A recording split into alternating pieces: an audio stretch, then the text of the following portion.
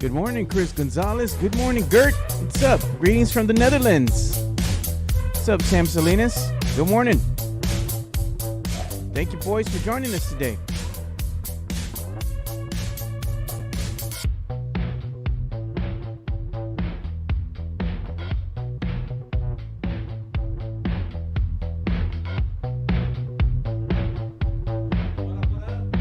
What up? What's going on, everybody? Got some people popping in the chat already. I'm here about 20 seconds earlier than normal. Exactly.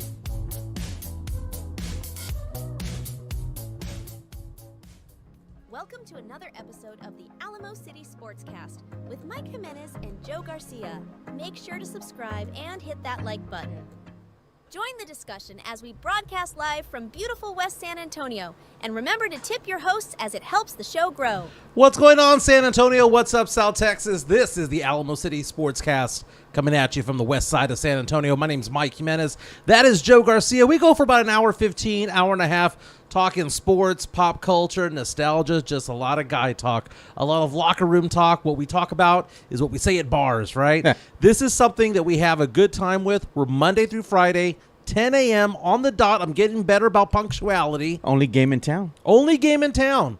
Our good friends, Rudy J and Mike Taylor, now have their podcast during the evenings now. So, you know, during the big sports months, which begins this weekend, by the way, college football, UTSA, Kennesaw State, right? Aggies take the field. UT, Colorado State at DKR. It's going to be a big week of sports. This podcast is about to blow up. We have 1,041 subscribers strong. Dude, we have so much to get into, man. It's one of those days, man. I was noticing yesterday on social media, on Twitter, Devin Vassell of the Spurs. Yeah, man. I thought that this was like a fake burner account, but Devin Vassell was like out there tweeting going, what's up with Lonnie Walker? Why isn't he on any squad? And then hours later, Lonnie Walker gets picked up. Yeah, I mean, Lonnie Walker, 25 years old? You know, he has a great athletic ability, right? Yeah. He shot 38% from the three last season. I'm sure a team could use him. And lo and behold, he's advocating for his buddy. Lo and behold, someone just jumps up, man.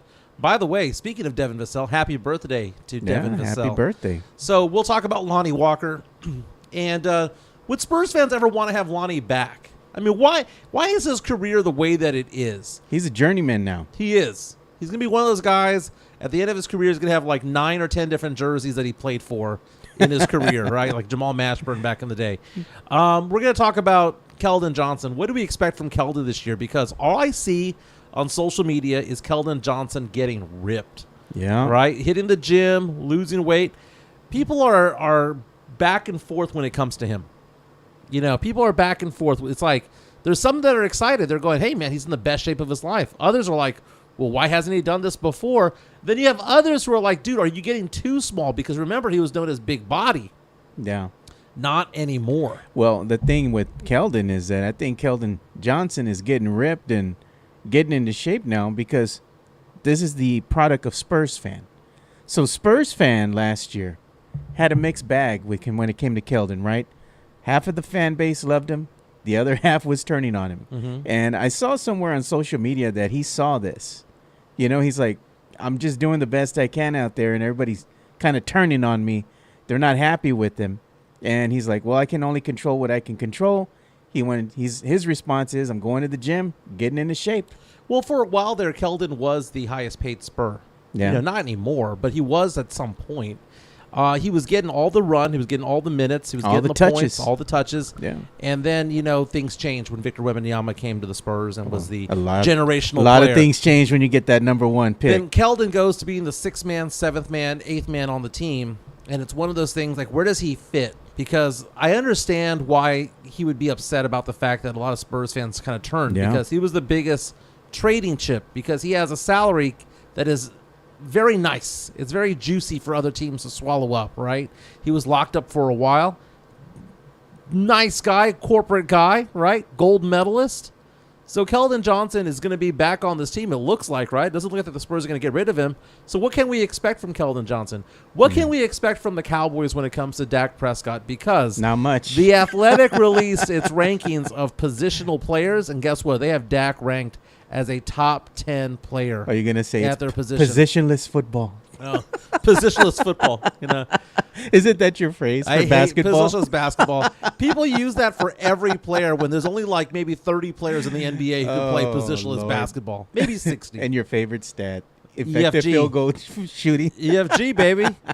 That tells me if this player is worth the damn or not. Dude, it's a scorer's league, man. Oh, God. We'll man. get into TV dads later on because my daughter last night, my 12-year-old Ava, She's got some spunk to her, dude. She She's got does. some attitude. I like her. She does. And she was like, okay, Phil Dunphy. And I was like, wait a minute. I asked her, I was like, was that a compliment or was that an insult to be called Phil Dunphy from Modern Family? By the way, one of the greatest shows of all time. I missed it for about a decade, and then I binged it all. Now I'm binging it again for the second time. And my daughter watches the episodes with me and says, Dad, you're Phil Dunphy. Oh, man. Now, a lot of people are reaching out to me on Twitter saying I'm more like Cam. That's not an insult. That's funny, but I'm not. It's not an insult. But right now, our YouTube stream is up and running right now. Sponsored by MCS General Contracting. Chris Gonzalez already coming out. Lonnie is Jimenez's son, right? My original son, my firstborn is what he is. Well, remember you didn't want to claim him for a while there. You were not happy with Lonnie. Sam Slynn is coming out saying, Mike, on NFL's top 10, why are all the best players quarterbacks? We need positional representation. We'll get into that. Yeah, I saw Screaming A. Smith, man. They posted something about him earlier today in the morning. A little clip that they put from First Take, right? Yeah. And he's out there raving and ranting about Dak Prescott, his favorite target, And he goes out there and he's saying, should Jerry Jones consider wanting Dak to leave the Cowboys? At this point in time, you got to produce. Mm-hmm. You got to show up, and it has to be in the postseason. This is the same damn thing that I've been telling Cowboy fan for the last several years. Everybody wants, the Cowboys to sign Dak, but at the end of the day, what has Dak done for you? Has he taken this team to the, past the postseason? Far in the postseason. Mm-hmm. No. He wets the bed. He's not that guy. He wets the bed in the first quarter, then gets all these junk stats to end, so make it seem as though he had a big game. And he's throwing up prayers at the end of the game. Yeah. The thing with these Cowboys is that they always let you down. And I hate Screaming A. Smith. Yeah. Because he comes in the next day with the cowboy hat, yeah. the cigar. How you doing? How you doing? Always happy, the Cowboys lose. And that irritates the crap out of me because I don't want to get him the satisfaction. But the Cowboys always disappear in the big game. Always. Did you see, speaking of disappearing, Acadiana Cafe disappeared. Oh. But they Pour some posted out, on man. social media yesterday all of their recipes. Nice. And I posted it on my Twitter account at MJ Acquired Taste. You gonna try making them? All of their stuff, everything from their tartar sauce to their cocktail sauce to how they make dumplings and all that stuff. I'm waiting for you to throw a party at your house, man. We could try some of those recipes out. Okay, so first of all, I'm going to have a party at my house probably in a couple of months. It's going to be a divorce When party. it's cooler. Yeah, when it's cooler. Yeah. When the divorce is finalized and settled, all that stuff. We're popping bottles. Yeah. By the way, it's funny because I've been separated for over a year, year and a few months or so, got back into the dating world. Started the show with an exclusive girlfriend. Might be ending the show without one. Dude, she's blowing up my phone right now. Not a good sight. Oh, Not no. a good sight. But you know what? It kind of is what it is, man. It kind of is what it is.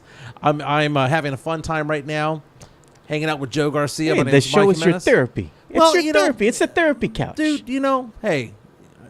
You know? I am not going to worry about it, dude. Yeah, I know what I'm saying. The show is like your therapy couch. You What am I come in gonna here, you get stress-free. You just lay it out there. What am I have going to fun. do? What am I going to do? Cry about it? Yeah, What am I gonna do? We just have fun. What am I going to do? We have fun here. So not only do I need referrals when it comes to Oh, finance, maybe some referrals when it comes to dates. You never know. We get your dating profile fired up. Well, we know what we could do. We could have the voters pick on what's the best profile picture. What blazer does Mike look better No, in? man. To be honest with you, I've been dating a girl for a little while, a woman for a while. Her name is Francesca. She's really, really nice. But there's a lot of hiccups along the way, man. A lot of moving parts. A lot of moving parts, dude. I enjoy being with her, but there's a lot of moving parts to it all. Oh gosh. And she's the one who got me in the skincare regimen. Yeah. You know, but you know, it's one of those things where, you know, it's maybe right person, wrong time. You know, right time, wrong person. It all has to gel. You know what I'm saying? Yeah, it does, man. Sam Salinas comes out and says she gave Mike the phrase cream, and he said, "I'm out."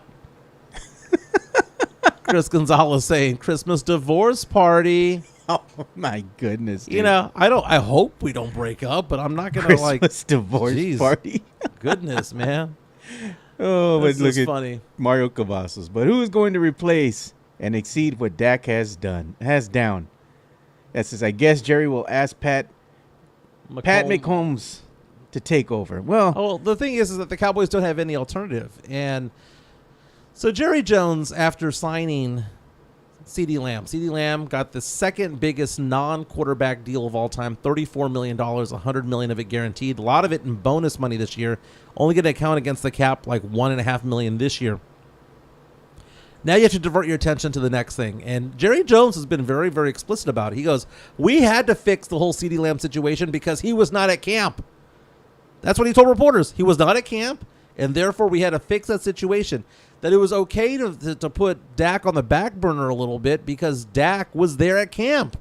Dak was at the mini camps. He showed up to camp on time. He's being a good teammate. He's being a good leader. He's doing all that stuff. By the way, the Athletic named Dak Prescott the 9th best quarterback in the NFL, and I think that's fair. Yeah. I would not put him top 5, even though he was second in the MVP vote last year. Top 9, top 10? Yeah. Fine. Okay, because he ain't Mahomes. He ain't Burrow. He ain't you know, Josh Allen. He ain't any of those guys. No, Sean, I haven't ignored your text, bro. I got your text. I had to go inside and get my phone because I left it in there. I brought it out here. I saw your text. I'll get back with you, brother. Very nice. Very nice. But let's talk about the Spurs, because I found it funny that Devin Vassell went out there yesterday, and Devin Vassell, you know, he's been with the team for a while. Yeah. Arguably the second best player on the team. Yeah. He has been somebody who has gone back and forth, has seen players come, has seen players go. He's seen the evolution of one Kelvin Johnson. Exactly. So NBA Central, and if you want to show my screen. I'm going to go ahead and do that. He retweeted what NBA Central had a post on there, and it says, how is Lonnie Walker still a free agent? Facepalm. He's still only 25 years old, a great athlete, and shot 38% from 3 last season. That's what I said too. No lies detected, right? I mean, the guy has some skill. And Devin Vassell posted, doesn't make any sense at all. That was part of the retweet, right? The retweet came out 19 hours ago, so it was about 3 p.m. yesterday. Well, then, 2 hours later, a Woj bomb comes out saying free agent guard Lonnie Walker IV has agreed to a 1-year deal with who? The Boston Celtics. Going to play with his former teammate, Derrick White, the world champions. Walker averaged nearly 10 points per game last year, shot 38% from 3 in 58 games for Brooklyn last season. He also played for a brief time with the Lakers as well. Dude, I wrote a column on San Antonio Sports Star saying that Pop and the Spurs did Lonnie dirty. And it was a very, very, very public posting that I made. I mean, thousands of people read that post. Did they do him dirty? He's a journeyman for a reason, man. Well, the problem with Lonnie Walker is the fact that I don't think that Pop ever put him in position to be successful. You know, I hear this all the time. Yeah. When your number is called, you got to be there and be ready to go. But, dude, the way that Pop played Lonnie, it was one of those things where it was like, Lonnie, why is Lonnie so inconsistent? That was the problem you'd hear. Why is he so inconsistent? Well, when you play him 30 minutes one day and 3 the next, and then you play him 40 minutes and then you don't play him at all, and then you have him starting, and then you have him as a 6th man, and then you have him as the 10th man, and all of this over the span of a 2 or 3 week period, that is the way Pop used Lonnie Walker. And Lonnie Walker could not get any consistency because he did not know his role on the team. And for someone to come out and say, well, he needs to be ready when he's ready is stupid. That is coach talk of stupidity. And when fans repeat that, they sound stupid because players need to know their role, and they need to know. Am I playing today? If I am playing, am I starting? If I'm starting, how many minutes am I getting? They want to know, what part of the offense am I? Am I the shooter? Am I the facilitator? Do you need me for rebounds? Do you need me primarily for defense? They need to know so that they can mentally prepare for the game. Yeah, I just don't think they really knew what to do with him, you know? Yeah. And look at this, man. This is funny to me. Midtown, Texas. Samaki Walker. Better than Lonnie Walker. No, that's stupid. I met Samaki Walker. By the way, I bought Samaki Walker a drink at the Atrium nightclub back in the day. Tall tale. Not a tall tale. It actually happened. But let's go through Lonnie's stats from when he was a Spur, right? So he got drafted at age 20 by the Spurs. And I remember the player comps from him when he was coming out of Miami. They were saying that he had some Dwayne Wade in him, okay? Now, the Spurs got him midway in the first round, so it's not like they it's not like they spent a lot of draft capital on him, right? Yeah, but he was a late pick. Coming out 2018-2019 season, just played 17 games, averaged 2.5 points per game. They didn't feature him. That was the time of the Pop where he would like send them to Austin. You know, he wouldn't trust rookies. I mean, he had, on the team, the number 2 who should not be named, Kawhi, right? Yeah. He had the LaMarcus Aldridge of the world. DeRozan. He had players like that in front of him. Now at age 20, he comes out, plays 61 games, doesn't start very many, right? Just 12 games he started, averaged 6 points per game. His third season with the Spurs, he started 38 out of 60 games. So 2/3 basically of the games. And look at that. His scoring went up to 11.2. The following season as a reserve player, his final season as a reserve player for the Spurs, coming off the bench 64 out of 70 games, he averaged over 12 points per game, which is his career high. He also shot from three-pointers for the Spurs somewhere around 36-37% for his career with the Spurs. Goes to the Lakers, averages 12 points per game. His effective field goal shooting just skyrockets to 53.4, which is decent, especially for a three-point shooter. And then Brooklyn, he goes over there, matches those numbers. He's never had a role on a team. Even when he was with the Lakers, for a while there with the Lakers, they had him starting, and then they made a trade, and then they pulled him off to the bench, and then he was at the end of the bench. So Lonnie, you say is a journeyman for a reason? Yes. Dude, his athleticism at 6'4", he plays decent defense. He can knock down threes. Why doesn't this guy have a home? Because he can't finish at the rim. And this is something that's been going back to when he was a rookie with the Spurs. Mm-hmm. For all his athletic ability, for all the gifts that he has, how many highlight reels do you see of Lonnie Walker with these fantastic missed dunks, with these incredible missed layups? Well, Garrett was talking about the fact that Pop didn't know what to do with Manu. Maybe Pop should have had Lonnie been Lonnie. Again, Manu, he didn't fit anything that was going on, right? Coming out of Argentina, picked in the 50s in the second round, right? And Pop didn't know what to do with him. And essentially, he just trusted Manu to play like Manu. But he never let Lonnie play like Lonnie. He made Lonnie play in a certain role that he didn't excel at. And M-Easy is saying, Lonnie is a terrible defender. What the F are you talking about? Okay, I'm not going to say he's locked down. He wasn't bad. And this is one thing that I was about to say too. Thank you, SA, for saying it. July 26, he says, zero consistency. Well, because he had no consistent playing time. But he had no consistent role. Even when he's with the Lakers, for example, he ain't putting up those fantastic numbers every game that he was out there. He would have flashes, and that's his thing. This is the thing that you're going to get with Lonnie. You get him on your team for a whole season, he might have 3 games out of the season where he might go off, and he might have a 20-plus point game, or he might be shooting threes out of his mind to win you a game, come back, and you win the game with Lonnie. And everybody's like, wow, look at this kid. They have him out on, ESPN and whatnot, talking about him, singing his praises. Look at what he did. Next game fades away. Now, Lonnie is going to play for the first time ever for a winning team. That could help. Now, we saw what Derrick White did, right? He's reunited with Derrick White, former teammate. Yeah, so he has somebody there who's going to be able to show him the ropes. Here's a winning team. It's good to get away from Pop, huh, Lonnie? I know. Yeah. Here's Joe Mazzulla. Here's Joe Mazzulla. Joe Mazzulla is just 12 years older than you. I'll just say that because I know you hate Pop so much. So now he's going to be able to go into a situation where he's like, man, I don't have to do anything. And people are going to be like, well, he played with LeBron and Anthony Davis. That's different, man. Those are old athletes who have been around for 20-plus years. When you look at Boston and having Tatum and Brown, Porzingis, Derrick White, Drew Holiday, he might not get a lot of minutes, but in those 12 to 15 minutes that he gets, going to ball out, and he's going to have a big game and a playoff game at some point, assuming he makes the team. Yeah. But this is a very smart move by a good franchise, an excellent franchise, to look at him and go, yeah, he shoots 38% from three. That's pretty damn good. Again, anything north of 36 is good. So you put him in just for a couple minutes every game. Let him come off the bench.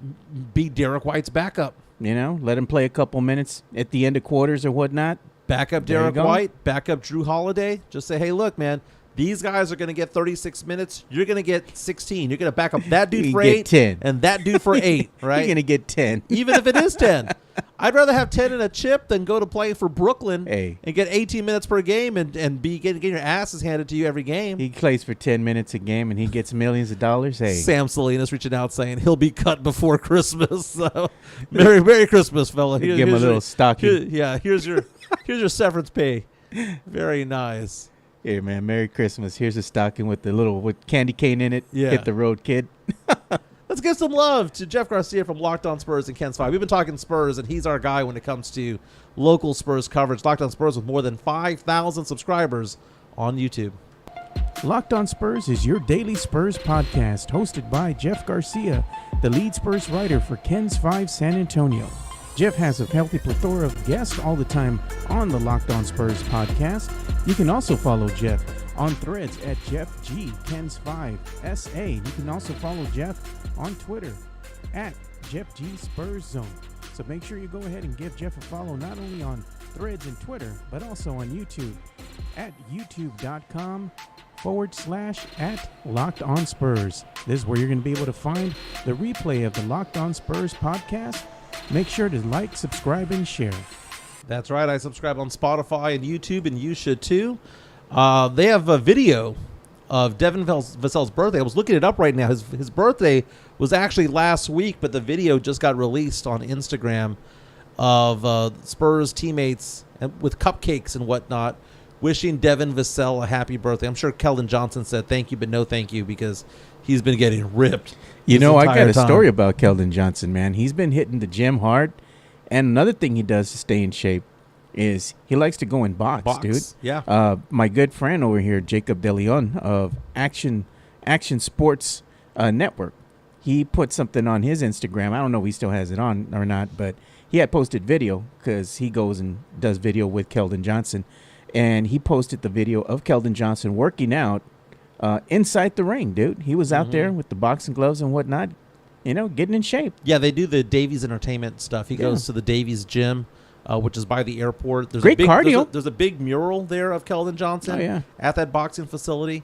So we'll get to Keldon. We'll get to Keldon in a second. But Devin Vassell, by the way, fifth year, about to enter his fifth year for the Spurs, drafted back in 2020. I like looking at his stat lines because the question becomes, is he the Robin to Wemby's Batman? Well, let's take a look. His points per game, rookie season, 5.5 points, jumped up to 12.3, went to 18.5, and then last season, 19.5. A lot of people consider him to be underrated, but the problem that you have is that he misses games. He missed 20 games his rookie year, missed 11 his second season, missed 44 his second season.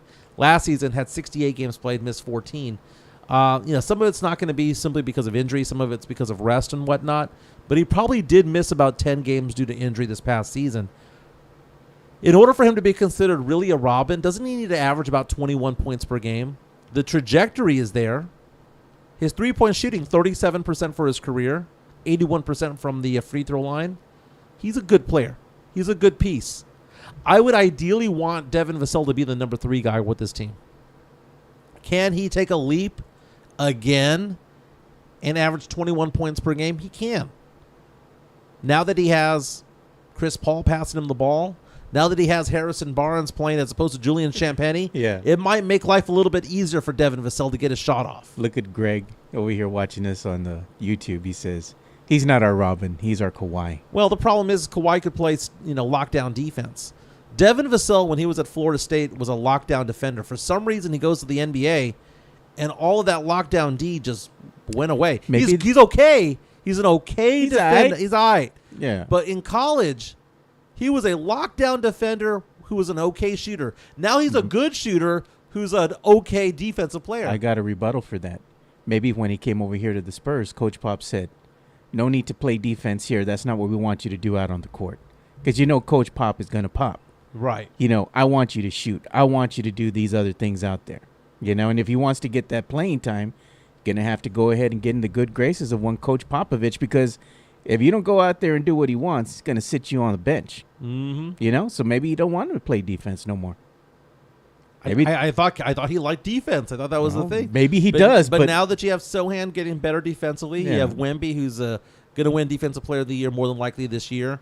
And then you have Harrison Barnes, who's no joke defensively.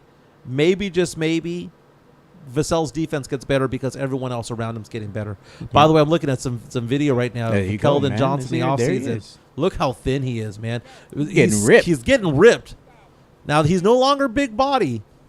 He needs to embrace the fact that he's more of a 2 than a 3. Why did he think that he was a 3 and a 4? Damn. Going at it, man. Hey, man, we need to get you some of them shorts like that, dude, so you can go out jogging, dude. Yeah. Up and down Petrenko. Francesca was telling me that my shorts need to be above my knee.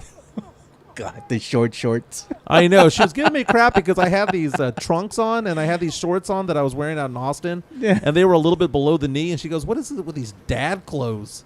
I'm a dad. So if I've learned anything from this woman is the fact that I need to be a better dresser and not dress to look good. You know what I'm saying? Maybe not be so cheap when it comes to clothing.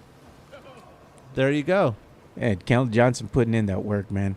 Hopefully, this translates to him having a great season with the San Antonio Spurs. Not that he hasn't in the past, but hopefully he has a good season with the Spurs. Kelvin Johnson, there he is doing the weightlifting. He's a nice guy too, man. He is. He really is, dude. He's good in the community, but dude, I mean, he's becoming an action figure at this point. Hey, man, it's good for him, dude. Maybe you know what? Maybe he's getting into shape because he wants to for himself, and it's good for him to want to be able to do stuff like that. Not only just for his peace of mind, but translates to him maybe producing and being a little bit better out there on the court. When he was heavier, I know everybody's like, oh, the big body. But that big body out there, that wear and tear, the 82-game season. The height wasn't there, lot, man. The height wasn't there for what he was man. trying to do. No. He needs to play more of a 2-3 than play a 3-4. That's on Coach Pop, though, man. So the big old debate, Jeff Garcia from Locked On Spurs, again, you can read his articles at Kens5.com, but you can also link to them at Jeff G Spurs Zone on Twitter and on Threads. And it's asking the question, did NBA 2K25, the video game footage, reveal Chris Paul's going to wear 3, the jersey number 3 for the Spurs? Because that's been a big old debate. We saw that with Russell Westbrook. Russell Westbrook having to change jersey numbers, and he's backtracking saying, hey, I never asked for my number 0, right? Somebody else had it. I didn't ask for it. But the normal thing is that if you have a legend, a future Hall of Famer joining your team, you give them that number. Yeah. Kelvin Johnson's been on this team for 5 years?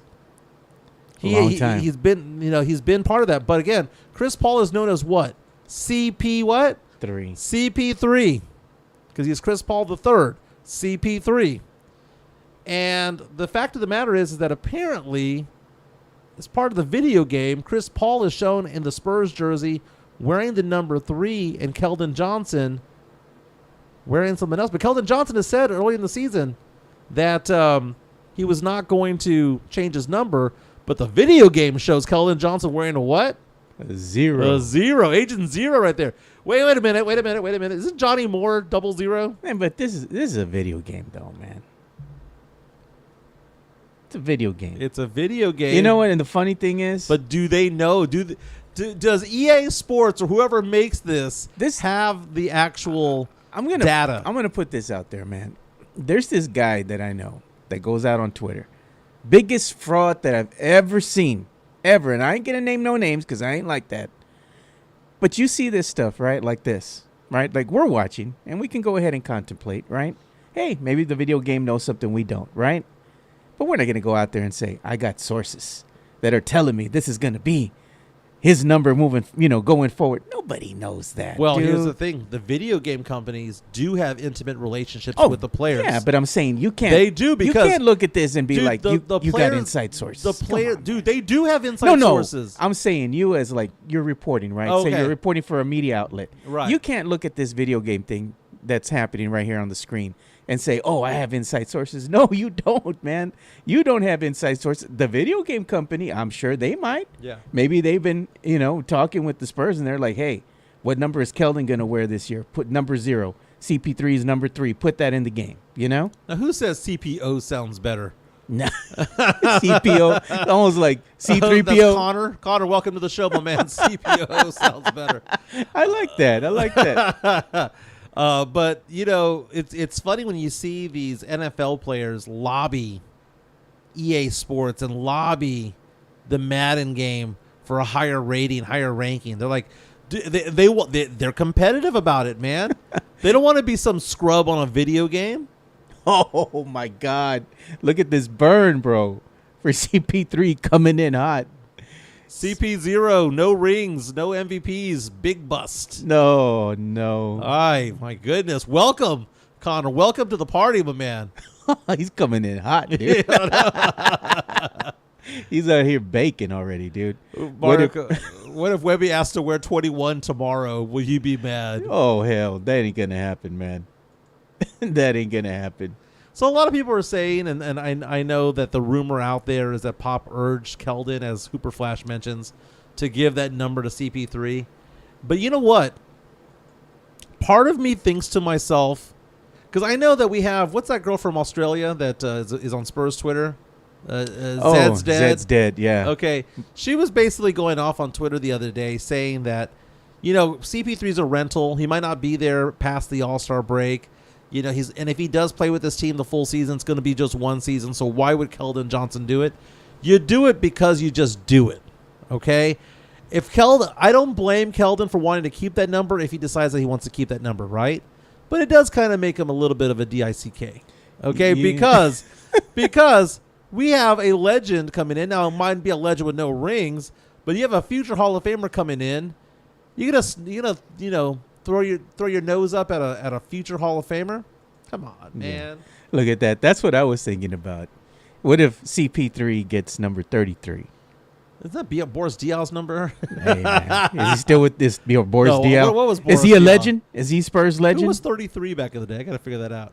But is Boris Diaw a Spurs legend? His in some minds, baby. Is his jersey going to be up in their rafters someday? Remember when Boris Diaw had those photos of him joining a bachelorette party up on some lake? Man, I saw that, dude.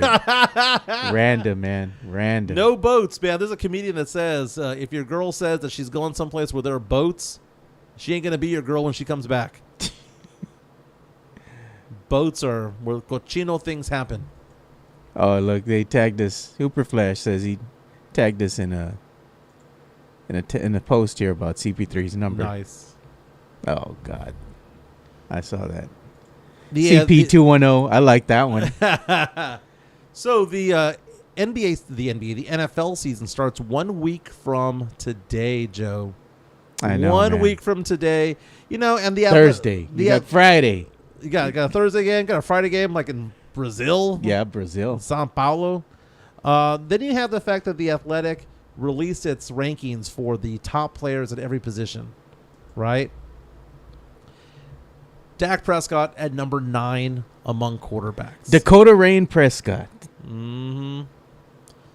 Dak Prescott at number 9. So let's talk about all the quarterbacks we'd rather have ahead of him, right? So I'm going to go check out the ESPN standings, and let's see, is 9 accurate, right? Now, there's some debatable ones, right? Because you can say, if you want to have the argument that you'd rather have Dak over Jalen Hurts, I'll hear that argument. That's kind of like a bang-bang play if you want to choose, right? So, Jets, Aaron Rodgers, I'd rather have Dak. Aaron Rodgers is like 50 years old. I'd rather have Dak. Tua Tagovailoa, I'd rather have Dak. New England, who they announced today that Jacoby Brissett is going to be the starting quarterback, I'd rather have Dak. Buffalo Bills, Josh Allen, who would you rather have? Oh, Josh Allen. Josh Allen, man, he has 4 or 5 really bad games per year, but then there's like 12 games a year where he just balls out. It pains me to say Josh Allen because I like Josh Allen as a quarterback. He's a fumble right? machine. Yeah, man. He fumbles the ball over and he throws a lot of interceptions. But damn it, he's fun to watch. He is fun to watch. He's going to barrel you over. Dak is running out of bounds. Josh Allen's running you over, man. Dak running for his life, man. That's why he slides so much because he remembers that ankle injury, dude, and that was not nice. Josh Allen reminds me of Peyton Hillis. Remember Peyton Hillis, running back for the Browns back in the day? I remember him. ESPN gave him the nickname, the Avalanche, because he's big, he's white, and he runs downhill. What a nickname. What they used to call you, the Avalanche. So we'll go say Josh Allen. Now, Lamar Jackson, I'd rather have Lamar Jackson. Joe Burrow, I'd rather have Joe Burrow. Okay? None of the Steelers or Browns peoples have it, so I'm not going to have Deshaun Watson over him. Trevor Lawrence, I'd rather have Dak over Trevor Lawrence. Trevor Lawrence, dare I say, even though he got the bag this summer, might be kind of a bust. Yeah. Trevor Lawrence coming out of Clemson with all those accolades and championships and whatnot. Okay, Titans, no. C.J. Stroud. I'd rather have C.J. Stroud. I'd rather have C.J. Stroud. I can't argue with that one, man. That's 4. Nobody from Indy, nobody from Denver. C.J. Stroud is the truth, though, man. That kid can ball. True. Justin Herbert, no. Justin Herbert's been a disappointment. Nah, yeah. Raiders, no. Pat Mahomes, yes. So we have 5. Multiple Super Bowl champion. 5 man. in the AFC, right? Yeah. Now, I'm sorry, no one in the NFC East. Maybe Jalen Hurts. We'll get back to that one. Jalen Hurts. Would you rather have Jared Goff? I'd rather have Jared Goff. Okay, that's 6. That's for the Detroit Lions. Would you rather have Jordan Love from Green Bay? Oh, no question. I'd rather have Jordan Love. I'd rather have that's Jordan 7, Love, man. okay? I'm not going to say Caleb Williams because, he's a rookie. Nobody in the NFC South, right? So there's, it's not going to be Baker or Derek Carr or Kirk Cousins or anything like that, I'm right? surprised there's no Trevor Lawrence mentioned in there anywhere. Now, Rams. The Rams have a veteran quarterback there. The Seahawks, Brock Purdy. Would you rather have Brock Purdy? Brock Purdy, he's better than Dak. Is he? He's a better version of Dak. Is he? Doesn't throw a lot of interceptions. Gets the job done. So for the Athletic to come out and say that Dak Prescott's the 9th best quarterback kind of rings true. If you want to say he's better than Brock and have him at 8, great. If you want to say that Jalen Hurts is better than him and drop him down to 10, fine. What have they done? But he's somewhere between 8, 9, and 10. Yeah. He's 8, 9, or 10. He's not that's a top 3rd quarterback. Yeah. Is it worth $60 million a year? No. But what is the alternative? Because look at those 20 other teams. Cooper Rush. Look at those 20 other teams. Like the Seahawks, the Falcons, the Panthers, the Saints, the Bucks, the Commanders, the Giants, the Raiders, the Colts, the Titans, the Steelers. They'd all give their left nut. The Jets would all give their left nut to get Dak Prescott in uniform, and would pay him $60 million. And look at this coming in hot. This was from yesterday. Stephen A. Smith again doesn't believe Dak Prescott should command over $60 million with his post-season production in Dallas. Yeah, and that's a big deal in my mind. It's the post-season production. If I was Jerry, I would bring Dak into the room, and I would sit him down and look him in the eye and tell him, are you a top 10 quarterback? The answer to that is a resounding yes. But on the flip side of that, this is the reason why we're not going to pay you $60 million. You've gone into this postseason, and how far have you taken this team?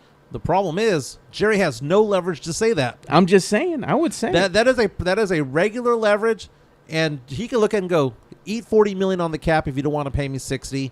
By the way, you're not going to get any compensatory picks. By the way, I'm a free agent after this. I can do whatever I want to do. You cannot franchise tag my ass. They can't. He has that in his contract. He has every amount of leverage. So Jerry, who would hover over certain people, for some reason when it came to Dak, gave Dak the keys, gave Dak all 52 cards of the deck and the Joker. He's holding all the cards. So Jerry cannot flex anything. The only thing you can do at this point, Jerry, is if you ain't going to sign him, you got to trade him. You got to get something for him. But I mean, how is somebody going to assume $60 million in cap space? Got to do something. I mean, he's got to. Some team's going to want him. Like, has there been a mid-season trade? I can't remember a mid-season trade involving a quarterback. Involving a quarterback would be very rare. But, I mean, at some point, I think that the consensus is either you part ways with Dak amicably and tell him, hey, we had a good run, just didn't transpire here, wishing you the best, and wherever you land. They should have done that before, because in the NBA, you could do that, right? You can have an expiring contract. In the NFL, when it comes to like learning the offense, because in basketball, dude, I mean, you can just street ball it. There's no street balling in football. There's terminology that needs to be had. There's so many moving pieces of the puzzle. Having to read the defenses, new arenas, new surfaces that you're playing on. It's different, man. It's different. Look at that. Purdy owns Dak. And that's one thing I was going to bring up. I bet you in the head-to-head stats where you have Dak going against Purdy, Purdy is going to be overwhelmingly dominant against Dak. Right. Yeah. So we had Mario earlier say that, dude, CJ Stroud's only done this for one season. Well, CJ Stroud in one playoff game matched what Dak had done for a whole decade. Right? Got the win the first time he was in the playoffs. Got their asses handed them by the Ravens, but still got the first game. I mean, but it was to be expected. I mean, you're going up against a team who's very seasoned, and a better team at that point. Sith coming out and saying that I'm hurting his feelings. He's going to go listen to Jim Rome now. Well, no. Congratulations. He says just kidding. They went up 50% in ratings there because they've gone from 2 listeners to now 3. Very, very, very nice. Nobody listens to that dinosaur no more, man. Jim Rome. And what's funny is that Jason Minix gave me crap about that because he was like, dude, when you were in Radio Row, you got all excited about Jim Rome. I got all excited to meet Jim Rome. I didn't get a chance to, but I wanted to. I didn't get a chance to. I think I said something to him like in passing, but it's the nostalgic thing. I don't want to listen to Jim Rome. Nobody Pimp does. in the box. If let's say we get credentialed, right, to go and cover the Super Bowl, right? Yeah. We're in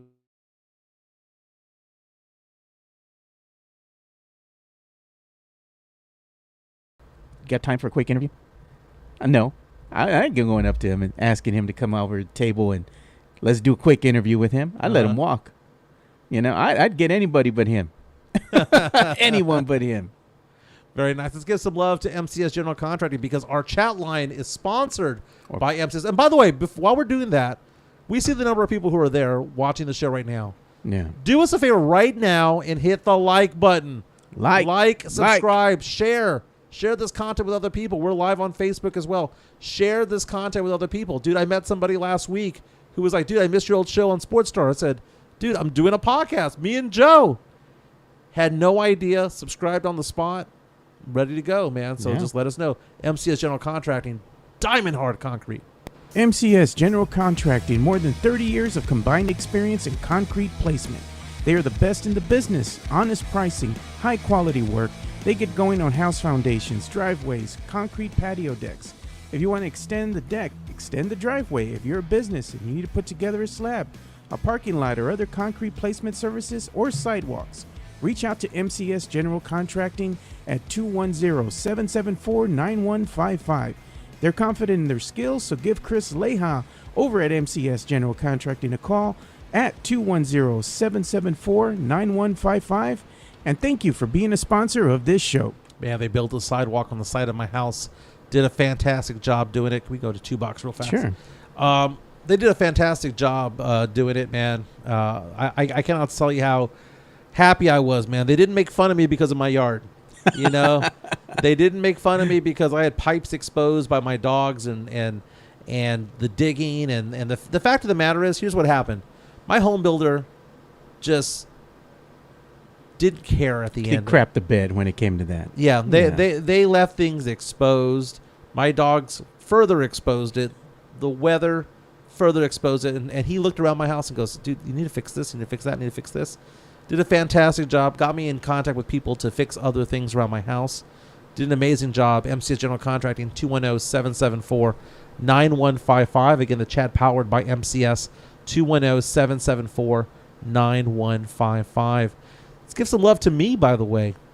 This is my phone number here. Why would I give my phone number out, Joe? Because you need to get some business, man. Get some business, man. I'm in business for myself, too. That's the one thing about the podcast, right? I love doing this podcast with Joe from 10 to 11:30. Only way I can do so is if my business is successful. Now, I've been in business practice for 19 years. I'm in financial services, so I help people with retirement accounts, life insurance, disability. You guys are all going to be getting those packets in the mail about your benefits at work, and everyone's like just circling, well, 2 times salary, life insurance, and all this stuff. And you know what? Let me read it, right? Like Pedro Serrano, Major League 2, bring that shit to me, man. Okay? Bring it to me. Let me read it. Let me give you what you should be doing on all sorts of things retirement related. I met a guy yesterday who had an old retirement account. He was like, dude, he goes, I stopped working there 10 years ago. I wonder what it's doing. We went, we found it, retrieved it, we're moving it on over. Going to be investing it better. So I do retirement accounts, do college savings accounts, regular investments. Life insurance is big, whether it be, term insurance or IUL or whatever the case may be. If you have an old policy and you're like, hey, is this any good? Yeah. Let me look at it. If you have a policy for I represent 40 companies. You have a policy with another company, I might be able to represent you with that company and not change anything, but just be the person that you go to when it comes to it. 210-508-0369. 210-508-0369. Everything is confidential. And you know what's funny, Joe? What's up? I have clients that didn't know I did this. They either followed the show, like my old Sports Stars show, or they followed this podcast, and then they ultimately go, dude, you're the same person that I listened to at 10 o'clock. You and Joe. Yeah. And I'm like, that's it. You don't understand. I do change. That's why I wear a polo today. Okay. I used to wear suits, but not anymore. Work Mike. 210-508-0369. Yeah. Keep me busy. Keep me in business. Or drop me a line and we'll get in contact, baby. Sam Selena says, oh, well, you have to read this because I can't read it just by general rule. So it says, Sam Selena says, that number is up there for 2 reasons, fellas. Give them a call for your financial planning needs. Ladies, Mike is a swinging bachelor ready to give you a ride. Kapow. Very nice. Redoing the tailgate. Oh, Matt Goman says, Chris, I might ask you about redoing the tailgate area by the stadium. And that's the thing, man. There's going to be a lot of tailgates going on this weekend over at the UTSA football game. Yeah. Season opener, man. Do you know what I'm going to miss, dude? I'm just thinking about it right now. If my phone's blowing up right now, might be going through a breakup. I don't know. Dude, Francesca has a biting sense of humor. She is quick-witted, right? Yeah. I have my truck. I like my truck. I have all the intention to get a better ride, right? Because I got a lease. The lease runs out beginning of the year. January, I think, is when it runs out. And she hates my truck. Why? She thinks it's too small. Oh, right? Okay. And I told her, I said, I did it because my friend during COVID had a dealership and they needed me to like get a vehicle off of them, right? Yeah. To help with the sales or whatnot. And I just, okay, fine. Just give me a little truck. And I do want to get a bigger truck. Yeah. Do what she calls my pickup. She calls it a vagina with a tailgate. Oh, man. Dude, the first time I heard that, I almost wanted to cry. So bad. Wow. That was so bad. I wonder what she'd say about my caddy, man. Oh, dating sucks. Dating sucks. It is what it is. I wouldn't know, man. I ain't been out the game for quite some time because I've been married for over 20 years, dude. Jeez. Don't know if I could go back into that if something ever happened, you know? It's funny, dude. It's a wild, wild world out there. Yeah, Mike. you know, it's funny because I have a lot of friends out there who are like, you know what? I want to get back there into single life. Yeah. I'm like, you know what? There's a lot of positives to it, a lot of negatives to it. It's just, you know, you don't want to be in a bad marriage. That's one thing, right? So, I mean, it's not saying to just stay around, but I'm just saying that the grass isn't always greener on the other side. That's the point. We do sports, pop culture, and nostalgia here at, I was going to say MCS General Contracting, at Alamo City Sportscast. Yesterday, are we going to do the bump? You want to do the entertainment bump? Yeah, I want to do the entertainment bump. All right, let's do it. Because I got to call up a story that I need. All right. I need 10 seconds here.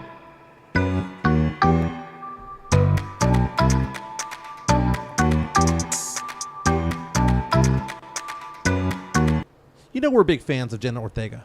Oh yeah, man. You know her from Wednesday. She's a scream queen. She's going to be coming out in the new movie Beetlejuice. And if you can show my screen real fast, Jenna Ortega, Latina, right? Isn't she Mexican and Puerto Rican, like combined? Yes, Yeah. Mexican and Puerto Rican descent, right? She's been given a lot of criticism because a lot of Latinos out there are basically saying that she's not Latina enough because she doesn't speak Spanish and all that stuff. No Sabo kid. No Sabo kid. And Yeah. hey, man, I'm a no Sabo kid. I understand Spanish, but I don't speak it very well. Well, Jenna Ortega was being interviewed by BuzzFeed, I believe. And, yeah, it was BuzzFeed journalist Carolina Reynoso was interviewing her because of Beetlejuice. And she started the interview by saying, just to let you know, I think you're Latina enough for me. And the fact of the matter is that Jenna Ortega kind of broke down. Now, she didn't go like all sobbing in tears or whatnot, but she kind of broke down a little bit and was like, thank you. Thank you so much for saying that. Jenna Ortega was just kind of felt bad. Why would somebody do that? Why would somebody tell her that and just give her that much crap? So here's the video. To say from one Latina to another, you're Latina enough. I don't care what anyone else says, especially like as someone in the industry. Like you've opened so many doors for people.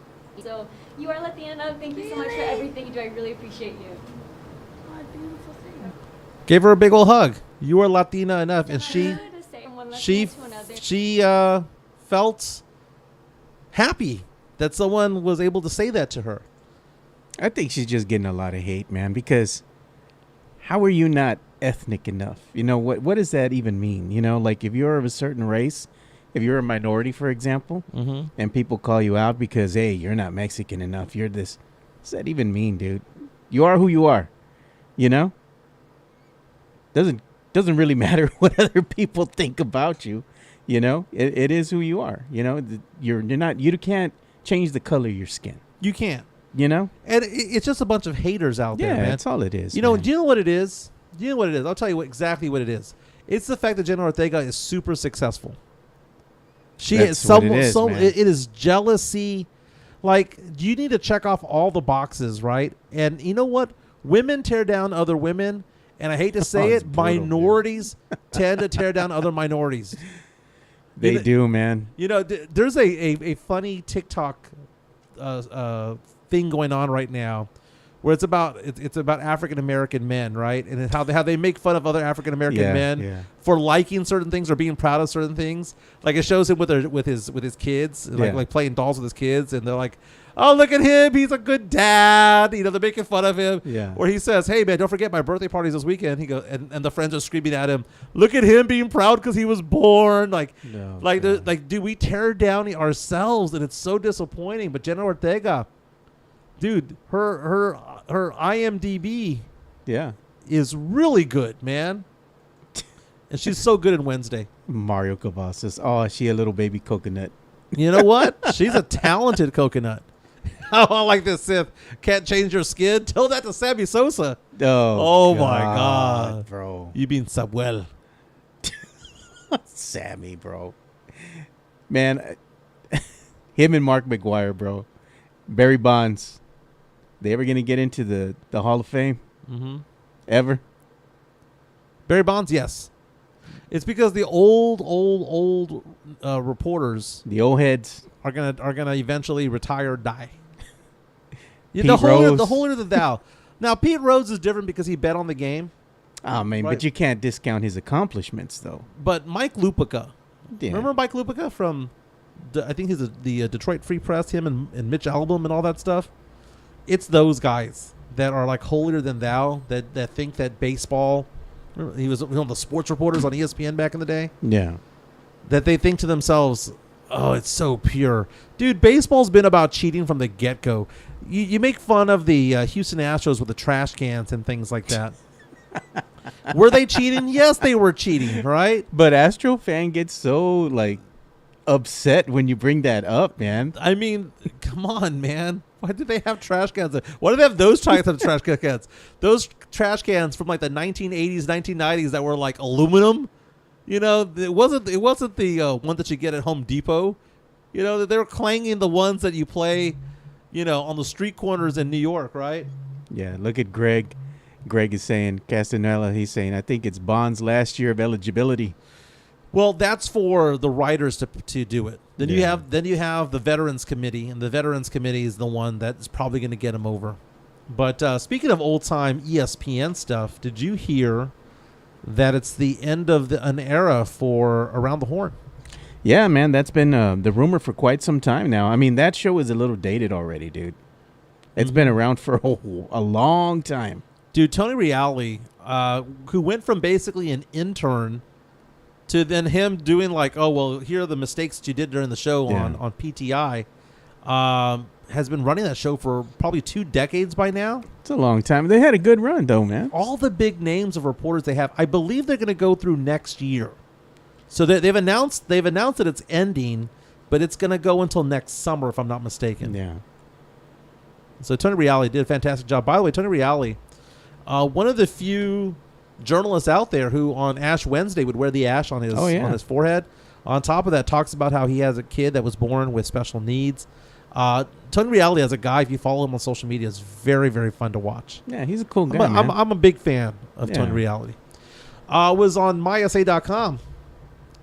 San Antonio's mysa.com. Tell me if you would do this, Joe. Tell me if you would ever buy pizza from a vending machine, because you're soon about to be able to do that in Green, just outside of New Braunfels. I mean, it might already be that way. A Hill Country reporter, Victoria Lopez, is reporting about this. It's called Pizza Forno, and it's in New Braunfels. An ability to get pizza 24 hours a day, 7 days a week. A new pizzeria vending machine making its debut in nearby Green, Texas, on Hunter Road. Hunter Road is where the location is going to be, right? Yeah. So let me ask you this: they say that they make fresh pizzas, and would you ever roll up to a kiosk? I know they have this in Japan, right? But this is the middle of New Braunfels, right? It's not like they have in Japan. They have kiosk upon kiosk, like. Oh, yeah, instead of taco trucks, they have kiosks of food, right? Food, drink, whatever you can imagine. Can you see doing this in New Braunfels area? Like, okay, imagine this, Joe. Imagine that you are at HEB and you walk out and there's a pizza kiosk. Or there's just one right next to an ATM someplace. Yeah. Would you feel comfortable getting a Meat Lovers? I know, and this is the thing, too. Look at Sam Salinas has been saying pizza vending machines have been around for a while. And they have, but I've personally never tried it. And I believe he said he's heard good things, but he's never tried it either. I'd be willing to try to see what it's like. You know, how is it going to be any different, let's say, than Little Caesars, for example? Well, Little Caesars is made by hand. Well, it's kind of the same principle, though, right? You have a thing of ingredients. You're just doing the same thing over and over and over again. But in this sense, instead of it being, an 18-year-old, 20-year-old getting your pie out of the little oven that they have there, and it's not even an oven, a fire brick oven. It's just a regular oven. It's going to be done by this machine, right? Do you know how fresh are the ingredients? That's my thing. Well, do you know what's gross? And I will say this right now. Yeah. Buc-ee's set aside. Buc-ee's is wonderful. Yeah. Going to a gas station for food. No, bro. No. Now, I mean, if you're going to get like one of those adult Lunchables, that's frozen, it's packaged, that's fine. But go to QT and get the rotating meat, or getting the slice of pizza. Whenever I see the slice of pizza, when I see the slice of pizza being made at 7-Eleven, I think of that scene from Cobra Kai, the first episode, where the guy's grabbing it with his hands and he's giving it to Joey Lawrence, right? Dude, if you're buying pizza or the rotating meat at a gas station, that is disgusting. Or how old are those donuts at the gas station? You don't ever buy donuts, and you never buy sushi at a gas station, dude. Now, never. QT has its own little restaurant inside there. Dude, they're making the food there, okay? QT is elite, dude. When one thing that I do like from there, on the little things that spin, not the rotating meat, but they have these egg rolls that they put up there, dude. And if you just want to grab something and go, those egg rolls are top tier, Now, man. again, we're going to talk about the difference between having like the restaurant there. Like, Yeah. I go to so like Sith Elias is saying, Stripes does gas station food right, but they have like little restaurants in there. You know, they have the Laredo Taco Company inside of there, and that's good, right? They got the Mexicanas, the viejitas in there, the abuelas making tacos, right? Yeah. That's good stuff, right? Especially the ones in Corpus. That's really good. I'm not talking about that. I'm talking about the rotating pizza, and I'm talking about the rotating meat. The pig in the blanket. Oh, that's so gross, dude. My stomach turned. I remember going to Fort Worth, not knowing what a QT was about 5 or 6 years ago. My friend George was like, dude, QT has really good food, man. I'm picking at it. I got like a cheese stick, and I got like a like a sausage wrap and all that stuff. Yeah. Dude, 2 hours later, I was in the restroom not knowing which way it was going to come out. Yeah, and we got some guy that's in the chat right now that's just going nuts, bro. Like, what the hell, man? Some craziness going on in this chat, dude. Oh, nice. We got some racism in the chat. Yeah, I got some racism in this chat now. No, well. Oh, my goodness. Look at that. You know it's a troll, though. It has to be one of those bots and stuff. But we'll take care of him right now. Okay. Yeah, we ain't going to stand for that slander. He's out of here. Nice. But we're going to keep the show going, so don't worry, boys. I got him. Control-Alt-Delete, mother trucker. Yeah, I got him. Oh, my goodness. I don't know if it's a bot. Maybe it's just somebody who's just... just somebody being stupid. You get him all the time, dude. Mm-hmm. Somebody being stupid. All right, so he can be gone. Moving on. So my daughter yesterday called me Phil Dunphy. Really? And Modern Family was on, and my daughter was like... going by, and my daughter's 12 years old, and she is at the age where she hates everything that I say and do. She gets embarrassed. I embarrass her. Oh, she Lord. tells me things like, "Don't pick me up at school in the circle, with your music, because you listen to '90s music, or I go there with like Linkin Park, or that's early 2000s music, but I'll go in there with like, I don't know, Keith Sweat, or just something '90s related, Boys to Men." She gets mad, so I amp it up to rock music. Doesn't like it, right? Yeah. So I'm watching Modern Family, and my daughter has like seen a scene or two, or she'll see a TikTok about it, but has never sat down to watch an episode. I said, baby, watch an episode with me. So we watched the very first episode, the pilot episode, where Luke accidentally shoots Alex with a BB gun. And then the family comes together, and they say that his punishment is he needs to be shot with a BB gun, and they schedule it for later on in the day. And that BB gun is so dangerous, it's shooting everybody, right? So, as we're watching the show, she goes, "Dad, that guy is so cringe. What's his name? Phil Dunphy?" And she was like, "That's so cringe." And I thought to myself, well, what's so cringe about it? He loves his family. Yeah. He adores the woman that he's with. He's a nice guy. He's successful. He's self-employed. I told her, I said, you calling me Phil Dunphy is actually a compliment. It is. Yeah, hard work. He's a great dad with a hot wife. Yeah. Oh, you always said you had a thing, right? Oh, Claire Dunphy? Yeah. Oh, Claire Dunphy does it for me. Oh, my God. Claire Dunphy. Now, I know, don't get me wrong, Gloria's the hotter of the two. Don't get me wrong. Oh, man. But there's something about Claire's personality. Because you know what? In the show, before she got with Phil, was very promiscuous. True They let it know that her teens to early 20s, before she met Phil, she was a bit of a hoe. A lot of a hoe. Remember the episode where it was revealed that she had sex with her professors? Jeez. That she had sex with the dean of the college? And she goes to like the reunions, and they're like, "Hey, Claire, missed you, haven't seen you in a long time. How are you doing?" And everybody who rolled up to her that said hi, Phil was looking around going, "You've had sex with all these people." And Phil, who was the nerd, the dork, yeah, who was a cheerleader, right? He was in the band, I believe, and all that stuff. Is the dork, but he corralled her, and she's faithful to him. And in fact, she gets jealous of him, and she plays the sexcapades with him when he's when they do they go to the hotel and they role play. Oh yeah, I remember that. And they do that every season. They role play with each other at least once. Is it bad to be called Phil Dunphy? Nah, I think it's a compliment, man. Okay, so let me ask you this question. Ooh, Sam coming out saying lies detected. Claire is way hotter than Gloria. You know, I mean, to each their own. I like them both. I mean, those are 1 and 1As. They say Chris Gonzalez, Jimenez, you are Cam. No, we already said that joke earlier, Chris. You said that joke on Twitter. Cam, by the way, is my favorite character on that show, by the way. Oh, Tony Ornelas is saying, Joe, are you watching Hard Knocks today? Need to catch up, bro. I'll try catching up, man, over the weekend. I will. All right, so Joe, who's the greatest TV dad of all time? Al Bundy, bro. Al Bundy. I like it. Now, he wasn't that good of a dad, though. He is the most entertaining. Tell me, how so? He was not a hard worker. He worked. He worked. He was not a hard worker. He worked. He sucked at his job. But what happened? It wasn't because of there that. was no ambition from him. No. There was ambition. But what happened is Peggy got pregnant, right? So that changed the whole dynamic of what their lives would have been like had she had not gotten pregnant early on, right? Yeah. When they were really, really young. So, I mean, they just had to work to survive. But I think Al Bundy setting the kids up for success because he's showing them, hey, you know what? Even though life did to what it did to me, he still shows them tough love, man.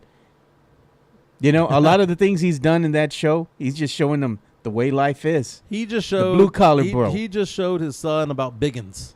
Hey, showed him all he needed to know. So Hollywood Reporter has an article that they released earlier this summer about the best and worst TV dads.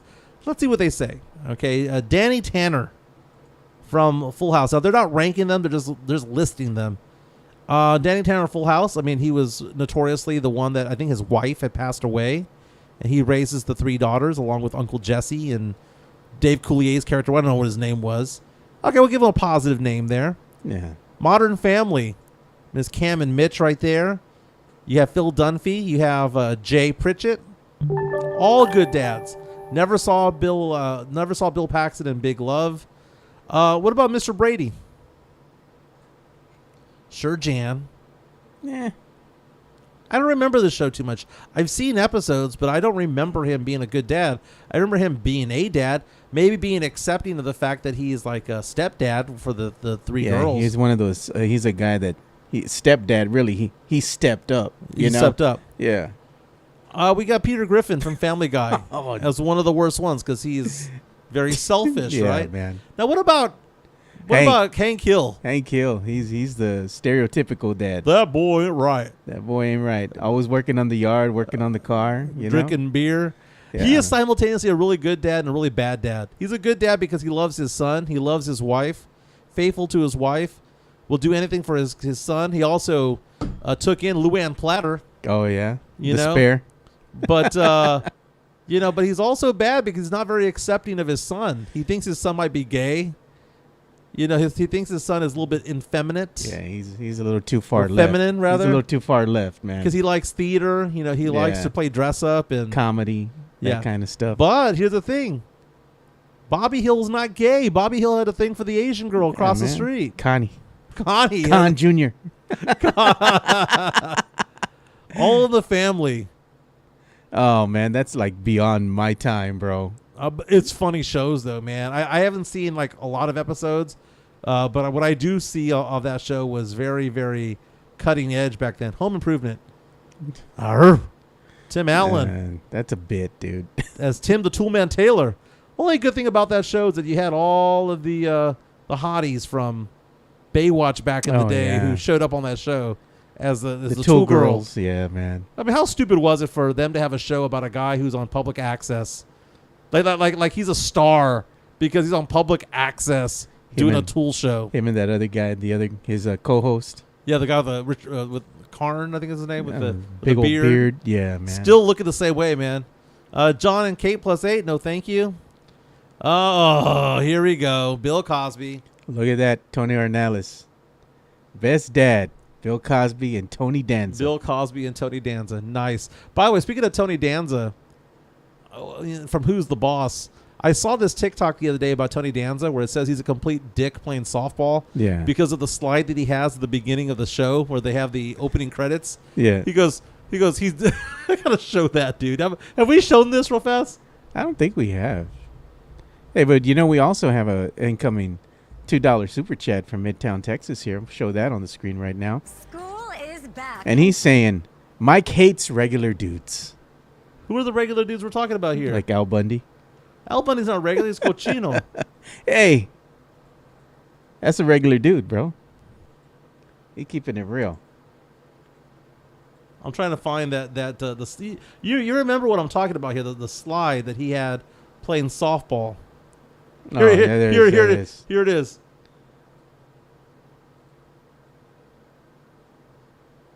That's too high of a slide. Like he's gonna hurt somebody. No, and not only that, they're telling him to hold up on third, and he just keeps going. Not only that, man. That's a high slide. He's gonna dislocate his shoulder, man. And look at that van, dude. He looks like he's about to go rob the neighborhood, bro. Yeah. Hey, little girl, want some candy? That's what that van says right there. It's Cosby Show. I mean, don't get me wrong. Phil Huxtable was a good show. I remember was a good dad. I remember that episode where they're trying to teach Theo money. Because they're like, here's how much money, like here's how you budget, right? You need this for this much for rent. You need this much for food and for electricity and whatnot. And it kind of showed you that as you're making your first dollars, you don't realize as a kid how much your parents fund your lifestyle. Yeah, they do. I know a lot of parents, myself included, I pay for my kids' car payment or maybe we help out with insurances or whatever. It just, they don't see that. Yeah. The real life begins when they have to pay for everything. Married with Children, there's your Al Bundy. Did they call him a good dad or a bad dad? They said it's both. He was a lovable loser, but he loved his kids. Yeah. Hey, man, don't forget about Carl Winslow. Remember Carl Winslow? Yeah. From Full House. Not Full House. Family Matters. Family Matters, yeah. TGIF, right? Simpsons, Homer Simpson. Sopranos, Tony Soprano. A little bit of both, right? Happy Days, Mr. Cunningham. Oh, man. Taking in a 30-year-old Fonzie. It's like, how did Fonzie hang out with him? Fonzie's the original, all right guy. Yeah. The Osbournes. Who's the boss? There's Tony Danza.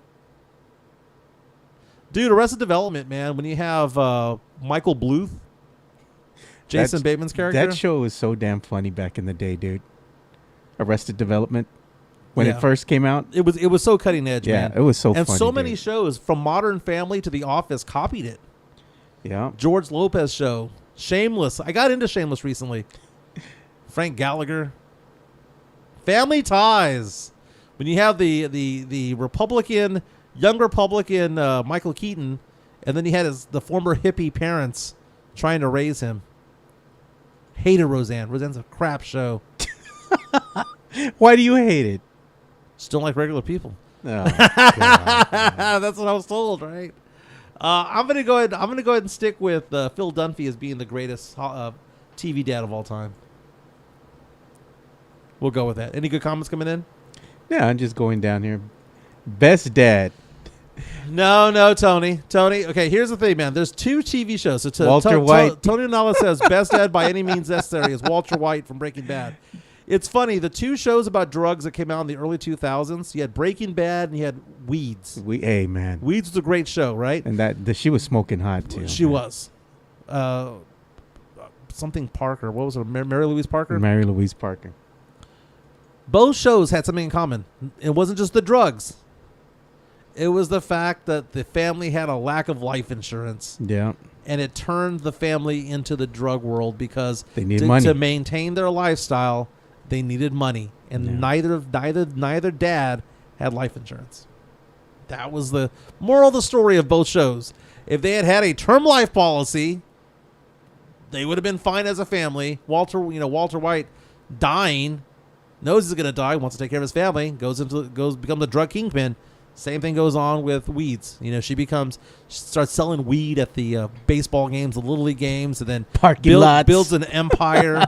Becomes part of the Mexican cartel. Yeah, Weeds was such a good show. It showed her evolution. That's how she started rising up through the ranks. I'm gonna look up a photo of her. She was a nugget, hot, dude. She was a nugget, dude. There she was. Yeah, man. She's smoking hot back in her day.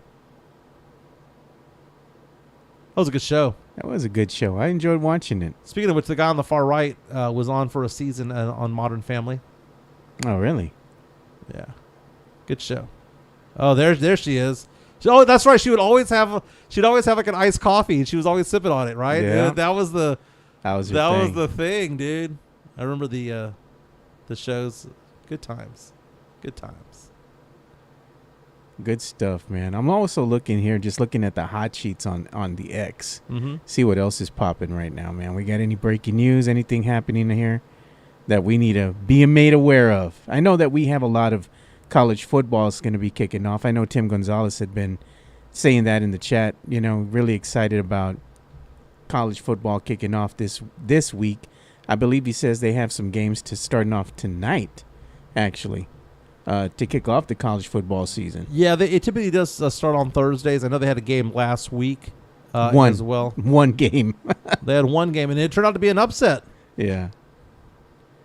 So you have college football kicking off in full swing, which is great because, everybody here is a football fan. Mm-hmm. Texas is big. It's big business here in the state of Texas when it comes to football.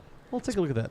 Yeah. By the way, I have to head over to, after the show, I'm going to head over to Somerset Academy on Vance Jackson and 410. You can be calling games now. Yeah, I'm going to be the scoreboard guy.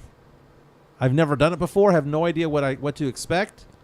Yeah, but I'll figure it out. Games tonight in college football. So if you want to play some bets, you have 24th ranked NC State taking on Western Carolina. NC State favored by 32.5 points. 11th ranked Missouri. A lot of people think will be a sleeper team this year. 11th ranked in the nation. 49.5 point favorites. Man. 7 touchdown favorite over Murray State.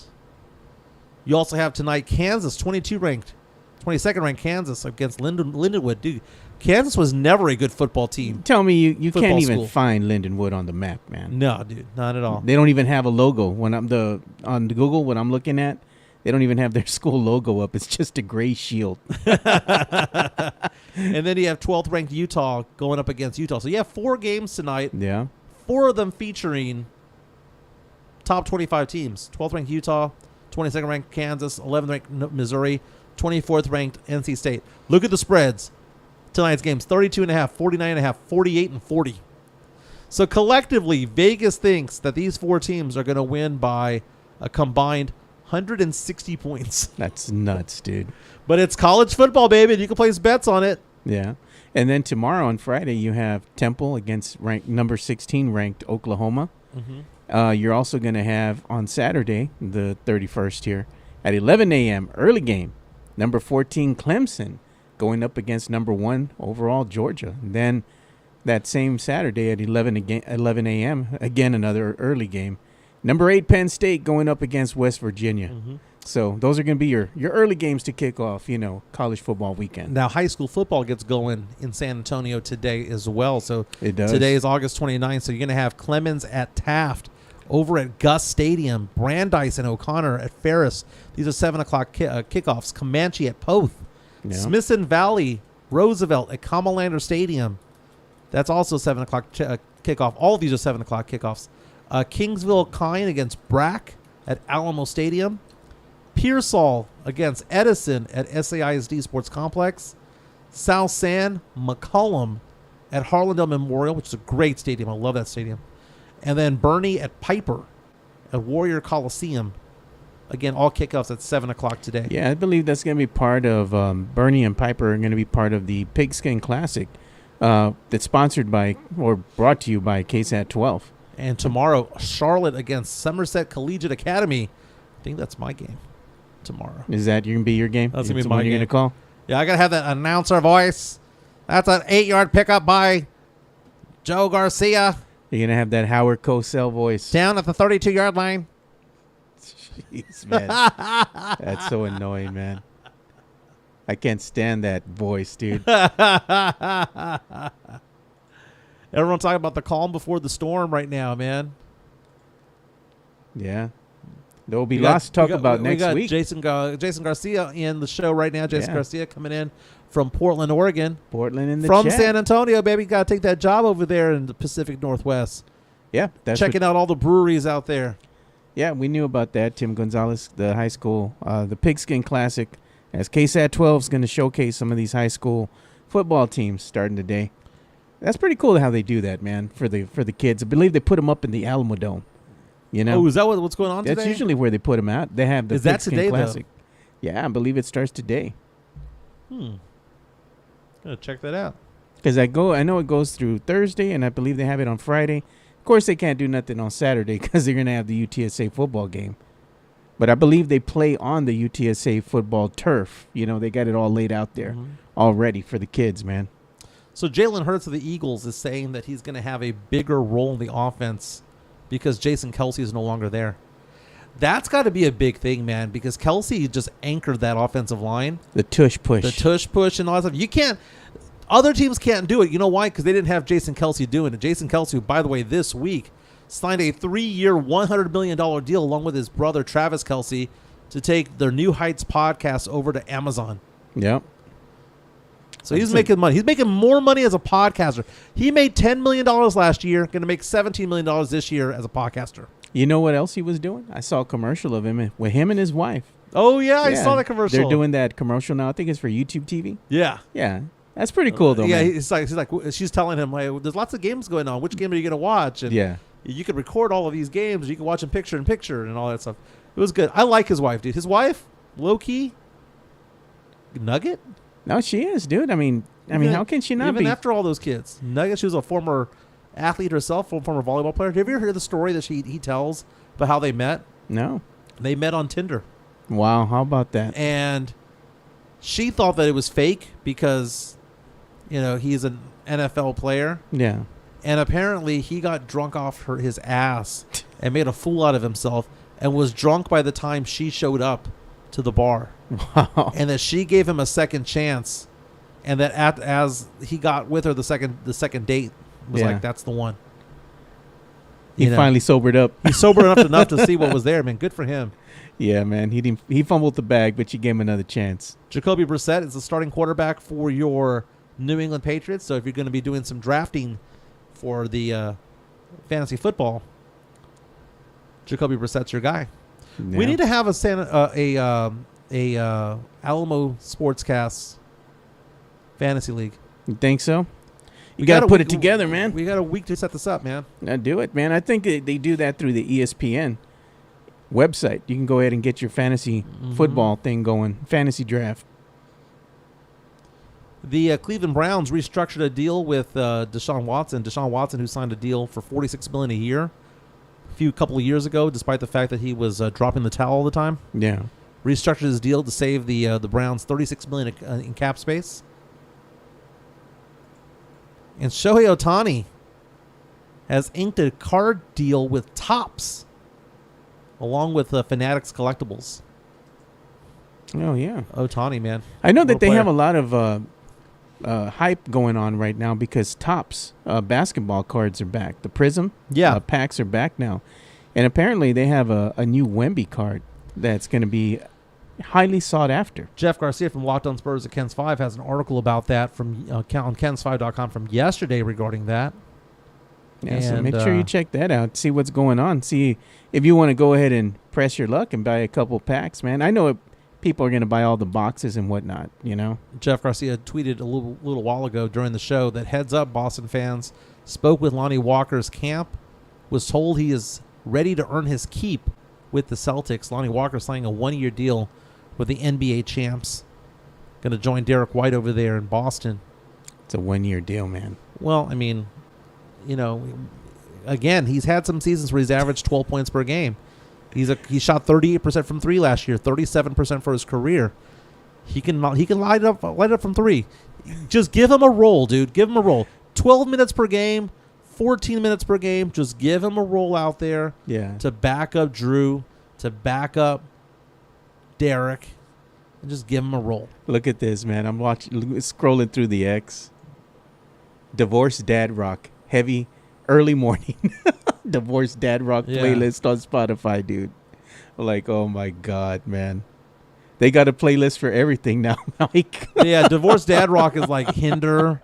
But look at it's like Incubus. Look at Nickelback. Look at the name of the songs. Just Pretend, Bad Omens, King for a Day, The Summoning. I was like, oh my God, dude. Oh man.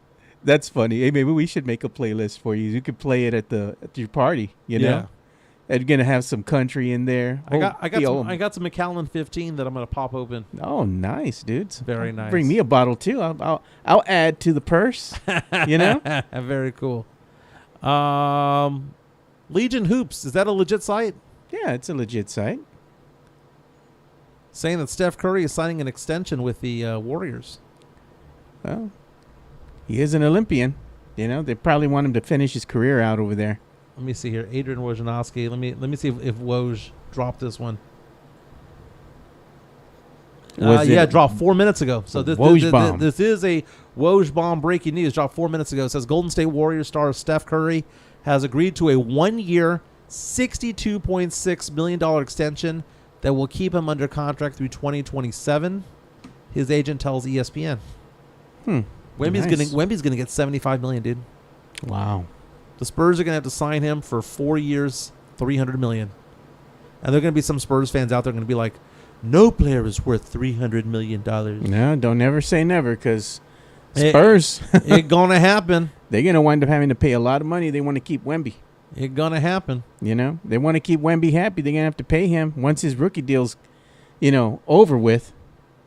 How much is it going to cost to keep him? Mm-hmm. And those ticket prices are going to wind up going up too. So get ready, especially if the team winds up moving from their current location at the Frost. Now, what was it called now? The Frost Center. The Frost Bank. Go frost yourself. Yeah, go frost yourself. They moved from the Frost Center over to their new digs. It's going to supposedly be built downtown, right across from the Alamo Dome at the Institute of Texas Cultures. Mm-hmm. How much do you think those ticket prices are going to command? I know. A lot. You think it's bad now. Wait till you get into the new digs. Mm-hmm. Going to price you out. Been a good show, dude. Yeah. Calm before the storm, dude. High school football tonight. 4 college football games tonight. But really gets going this weekend. UTSA, Kennesaw State. 2:30 kickoff. UTSA favored by 24.5 points. You've got Aggies playing. UT playing at 2:30 as well against Colorado State at DKR. Got 50-yard line seats, dude. No, man. Good for you. Going to be out there watching UT start the season. That's right, baby. See if you remember what happened. To say, how drunk are we getting? Everyone have a fantastic day, dude. Our hour and a half is up. Don't forget to hit the like button. Thank you again for the super chats. Thank you again, MCS General Contracting, Jeff Garcia from Locked On Spurs. And again, if you have any financial things that need to be done, investments, insurances, give me a call, 210-508-0369. My name is Mike Jimenez. That's Joe Garcia. Don't forget to follow us also on Twitter as well. We'll be back tomorrow.